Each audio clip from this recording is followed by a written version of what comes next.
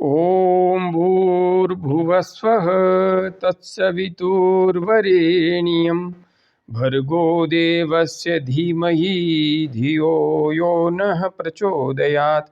उस प्राण स्वरूप दुखनाशक सुख स्वरूप श्रेष्ठ तेजस्वी पापनाशक देव स्वरूप परमात्मा को हम अपनी अंतरात्मा में धारण करें।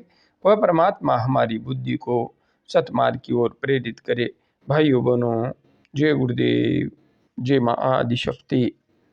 आप सभी आत्मीय परिवारजनों की साधना से संबंधित जिज्ञासाओं का समाधान करते हुए मैं आज एक अत्यंत महत्वपूर्ण जिज्ञासा को सम्मिलित कर रहा हूँ।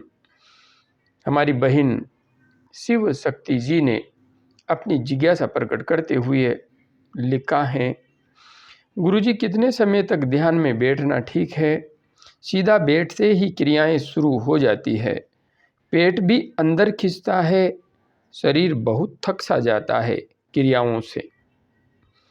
बहन, आपने जो जिज्ञासा यहाँ पर प्रकट की है, वैसे मैं पहले भी कई बार बता चुका हूँ कि ध्यान में बैठने का जो समय है वह अपनी स्थिति को देखते हुए ही हमें निर्धारित करना चाहिए। मैं आपसे यह नहीं कह सकता कि आपको 15 मिनट बैठना चाहिए, आधा घंटा बैठना चाहिए, 1 घंटा बैठना चाहिए।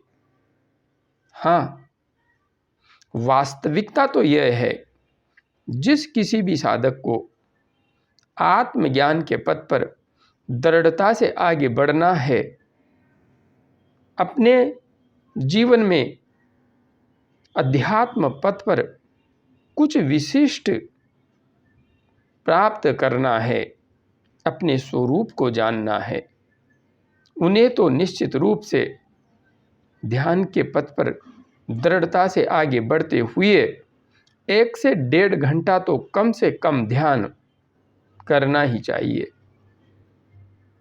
यदि माला का जप करते हैं तो 11 से 21 माला का जप निश्चित रूप से ऐसे साधकों का होना चाहिए। किंतु यदि समय का अभाव हो तो साधक को अपनी स्थिति को देखते हुए ही जप करना चाहिए, ध्यान करना चाहिए। हाँ, जो अपना लक्ष्य आत्मज्ञान को रखते हैं,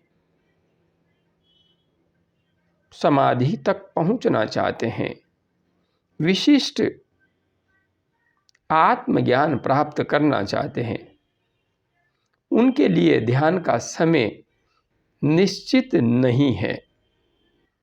साधक को निरंतर अपने समय को बढ़ाते रहना चाहिए और बढ़ाते बढ़ाते इसे कम से कम 3.5 घंटे तक अवश्य ले जाना चाहिए। तभी जाकर के साधक वास्तविक अर्थ में आत्मज्ञान के रहस्यों तक सहजता से और स्पष्टता से पहुंच पाता है। इसलिए आप जहाँ तक बात है समय की, तो समय अपनी व्यक्तिगत स्थिति के अनुसार निर्धारित कीजिए। आपने लिखा है सीधा बैठते ही क्रियाएं शुरू हो जाती है।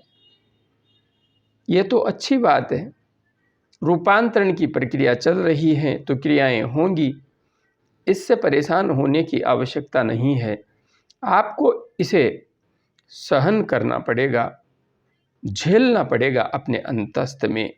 जितना जितना आप सहन करेंगी उतना उतना आपके अंदर तीव्र गति से रूपांतरण घटित होता चला जाएगा।